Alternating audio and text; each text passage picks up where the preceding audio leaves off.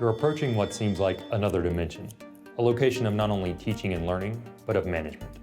You're another teacher on a voyage to a principality of pedagogy whose borders reach beyond classroom walls. There's an anchor chart on the door ahead. Your destination, the Interscholastic Zone.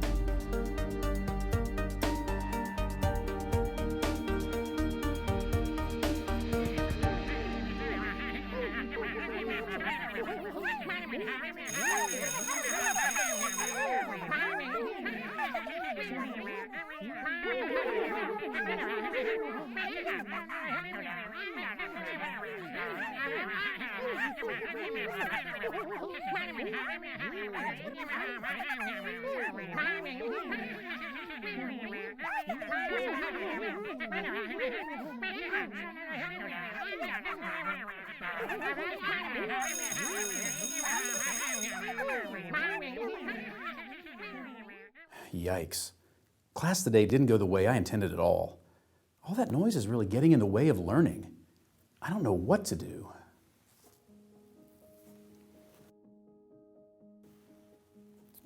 Weird. What's this old sub-tub doing here?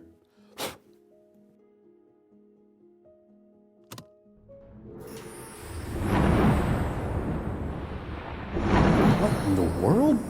What's all this mist? Hi, Oh, hello there. Who are you? I'm Jean, your new teacher's assistant. Thanks for letting me out of that sub-tub. Past couple centuries have been cramped in there. But now that I'm out, I'm here to grant you 3 classroom wishes. Wow, this is incredible. I know exactly what I want.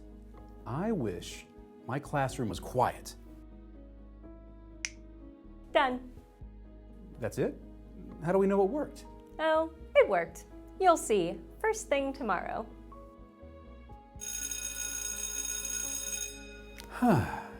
Would you listen to that? It actually worked.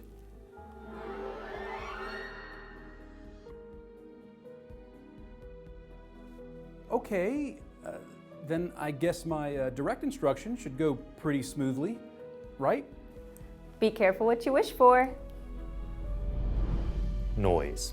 In theory, no different than any other kind of sound, just vibration passing through a medium.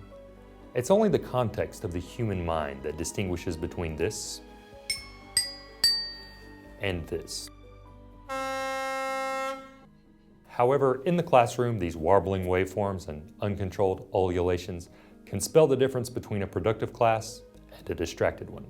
So take a seat at the front of the room and join us in the Interscholastic Zone.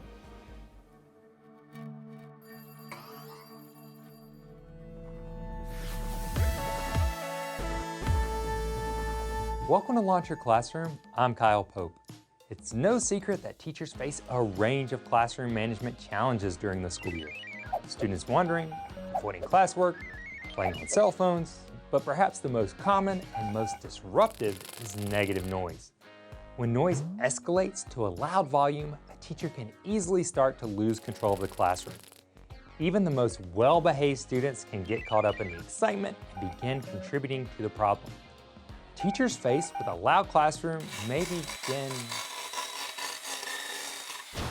Teachers faced with a loud classroom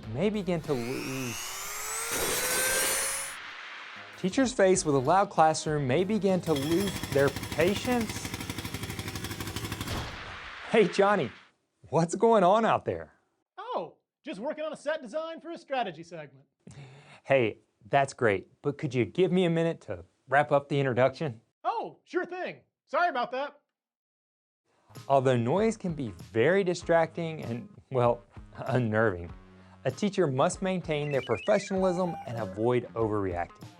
Handling these situations the wrong way could have an adverse reaction, creating even more noise in the classroom or perhaps even silencing the students in future interactions. So today on Launch Your Classroom, we're going to take a look at some of the best ways to manage classroom noise to keep your class on track and learning. Let's begin with our first strategy. Okay, we're clear. Thanks, Kyle.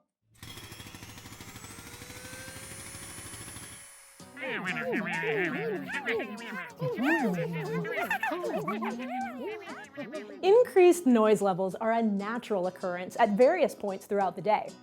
In this case, my students are excitedly participating in one of their favorite group activities.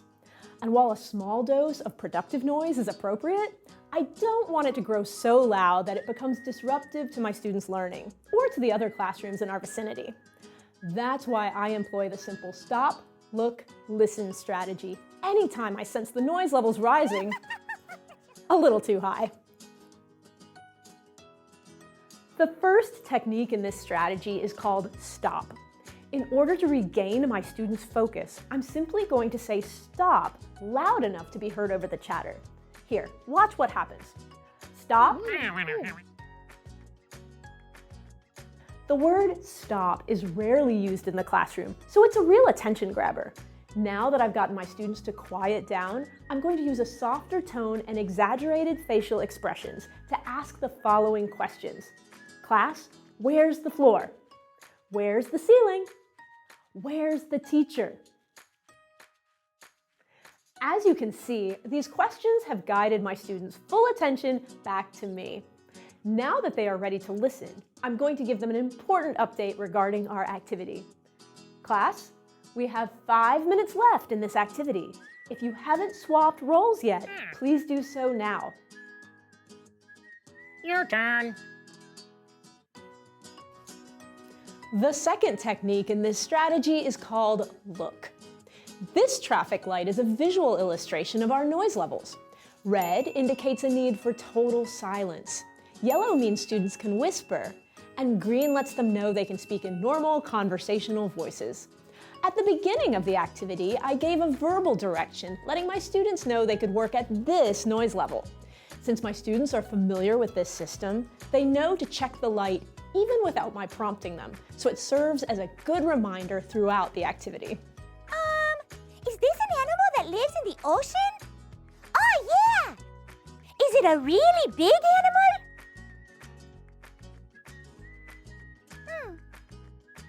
Is it a whale? And whales are really big in the thing. I'm going to pay close attention while my students wrap things up, as transitions can often lead to off-task behavior and chatter. In fact, I'll help get everyone settled by using the final technique, listen. Here's how it works. First, I'll use a familiar attention signal.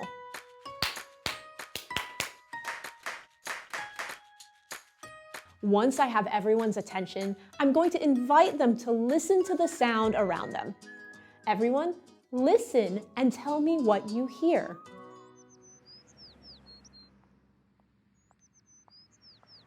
Yes, Patrick? I hear the sound of a bird in the tree by the window. Good job, Patrick. Focusing on ambient noise acts as a quick brain break. It helps my students calm down after a fun and engaging activity and requires their noise levels are at a minimum. Now that we are attentive and ready to listen, I can transition into our next lesson. The great thing about these techniques is that they are simple, fast, and can be used interchangeably whenever they are needed. Just be sure to introduce them in advance and rehearse them as you would any other procedure. That's some pretty sound advice.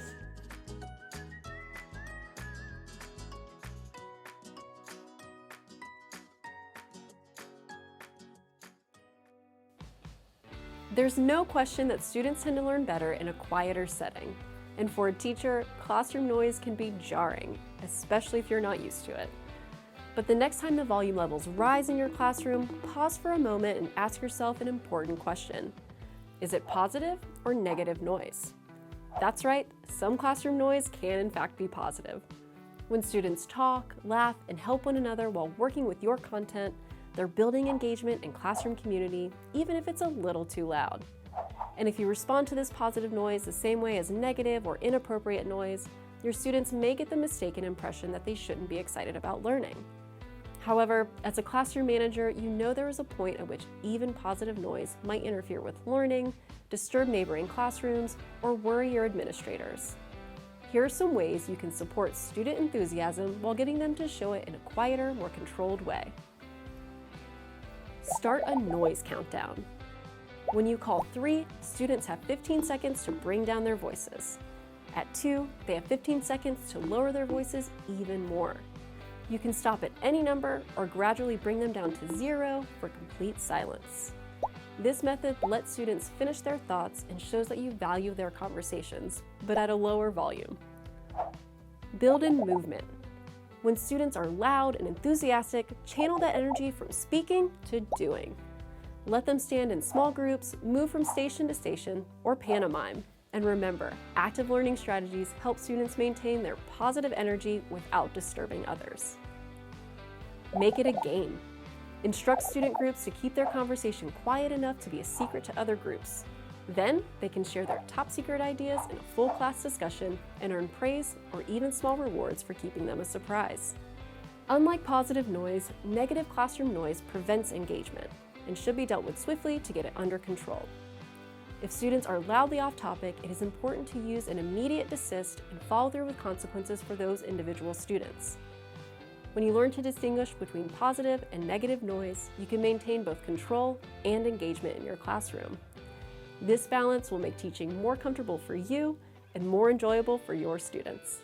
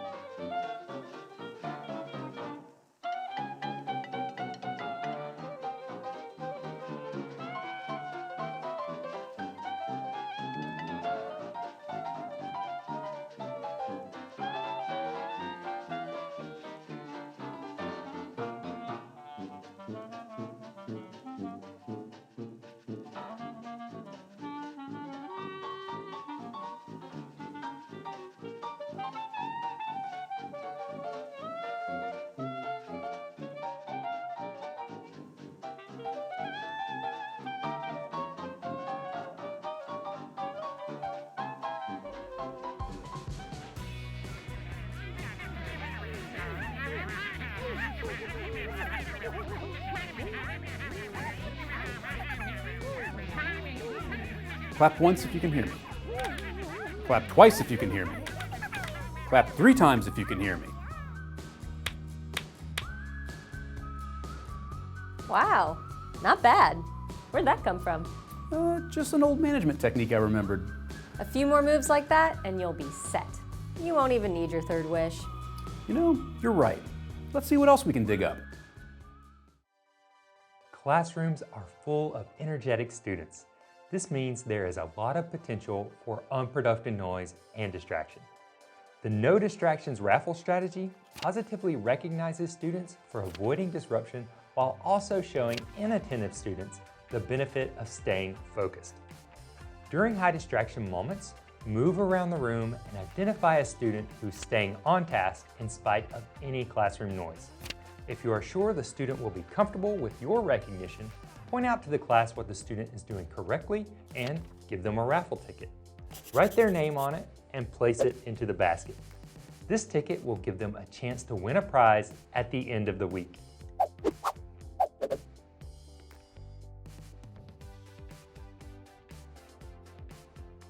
This book sure is long, huh? Clarice, great job staying focused during our reading time. You get a raffle ticket. Huh? Okay, class, it's time to split into pairs and begin our partner work.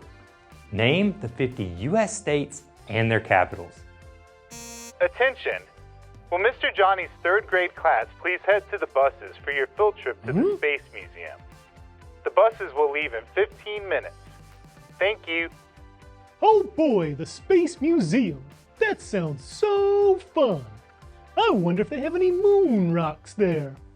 Sully, we're supposed to be working on states and capitals. Do you know the capital of Ohio? Thank you for staying on track despite the PA announcement, Patrick. You get a raffle ticket.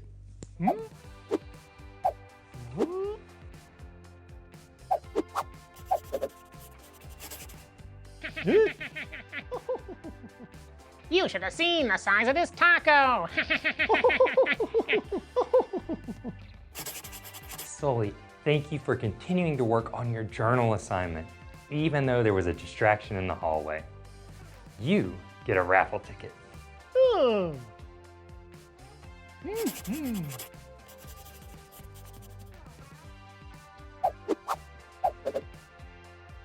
It's time for our weekly raffle.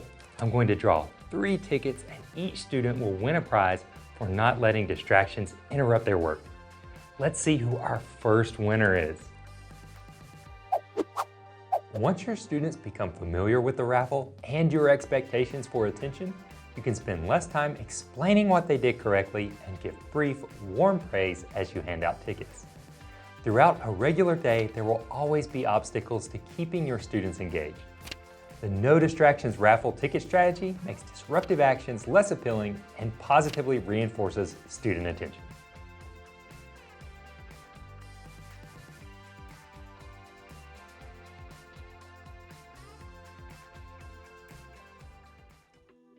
Sometimes, students can get so loud that it interferes with learning.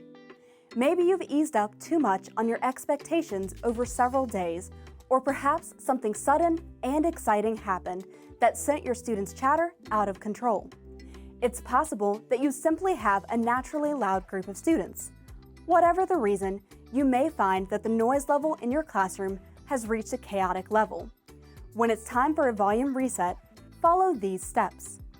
Step number 1, set the tone at the start of class. On the day of your reset, meet your students at the door with a positive but quiet greeting. Have a new seating chart waiting for them as they enter the room. Not only is this a visual reset for your students, it will change your students' routine just enough for you to start the conversation with their full attention.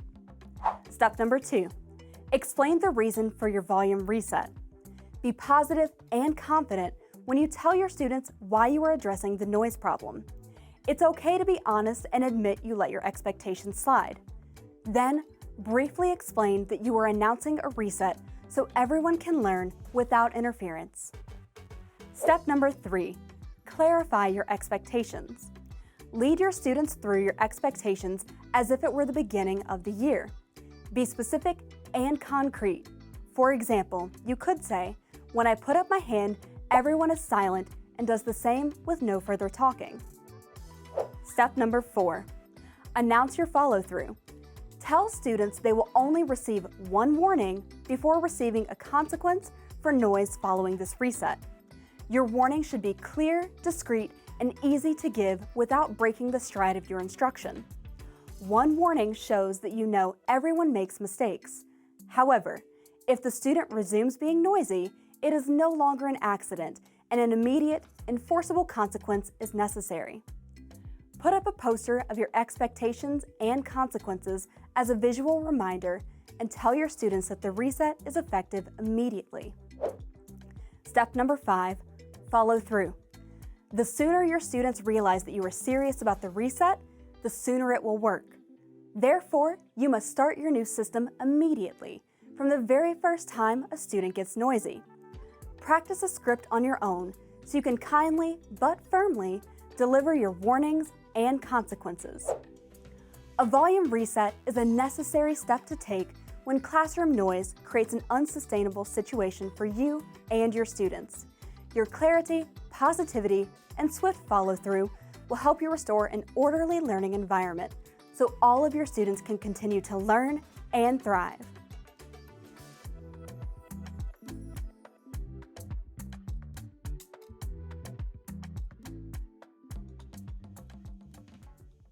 Noise in the classroom can be great. When coupled with on-task behavior at acceptable levels, noise is a sign of constructive, engaged students. However, when noise is off-topic and too loud, it It will lead to large disruptions with the potential to derail your entire lesson. The good news is that there are multiple effective methods that you can use to regain control and triumph over negative noise. So we encourage you to use strategies like those we presented today and work to make your classroom a sound space to learn. This month on Launch Your Classroom, we're going to continue our discussion on managing classroom noise.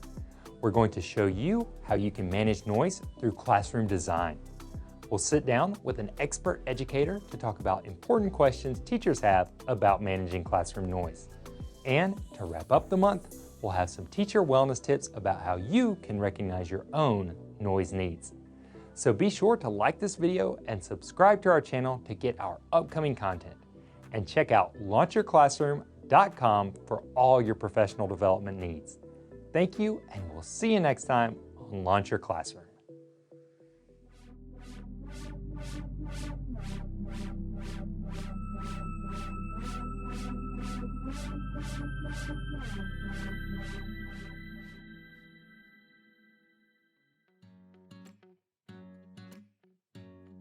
Looks like you found a ton of good tips. Yeah, I've noticed that my class starts to get really noisy during transitions, so I'm going to work on creating clear procedures and then rehearse them with my students. That sounds like a great start. After that, I'll craft logical consequences for unproductive noise during instruction and activities, and I'll make sure to follow through on them. You're on your way to managing your classroom for success. And just in time for fall break, too. The perfect time to reset and refresh some of our expectations. Fall break. That sounds really nice. Of course, it's back into the sub tub for me once we're done. Anyway, enough about that. You still have one more wish left. Any idea what you'd like to use it on? You know, I think I do.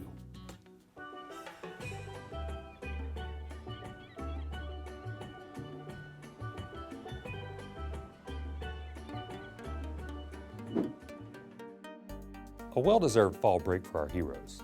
Now that they've seen the power in managing classroom noise, they can spend a restful few days where the only thing to hear is the gentle sound of waves lapping at the shore, a shore that borders the interscholastic zone.